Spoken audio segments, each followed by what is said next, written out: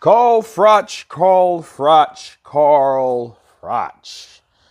Carl Froch has once again showed his hatred towards Anthony Joshua.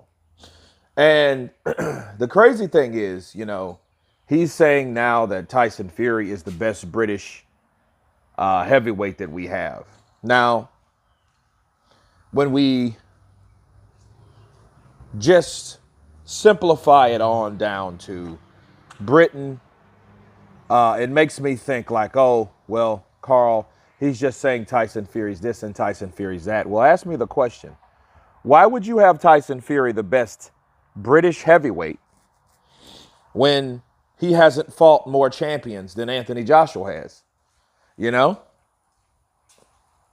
it makes you think that it has to be something dealing with AJ, because if you have one guy that's done more, had more accolades, had more belts, had them longer, done more, why wouldn't you pick that guy? See, we can take Alexander Usyk out of the equation because Usyk beat them both anyway. Okay, so since he's beat them both, that's both a mark between them, between them both. But as Carl Froch's thing is, he's like, no, Tyson Fury's still the best heavyweight that we have in Britain. And I'm just to the point where, Carl, I don't know what it is with you and AJ. I think, based on what we've learned about Carl and what we know about Rob McCracken and how the split up and how Carl didn't like the whole idea because he wanted AJ to do or to follow his footsteps or whatever and all that. But I got to tell you, man, him just saying, hey, throw any other guy in there that's better than Anthony Joshua shows a lot. It tells a lot. It tells me that, Carl Froch does not like Anthony Joshua.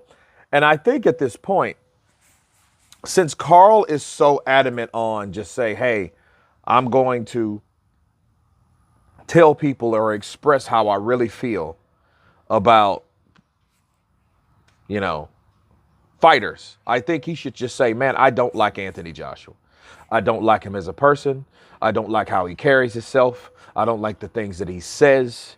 Therefore, I don't like him. So don't expect anything reasonable out of me or unbiased or however you want to call it. Don't expect anything like that out of me because you're not going to get it from me. Therefore, because I don't like AJ. I think that would be better than what we see from him. Like, oh, I think AJ's a good fighter. I think that. I never disliked AJ and this, that, and the other. Those are lies. Just stop.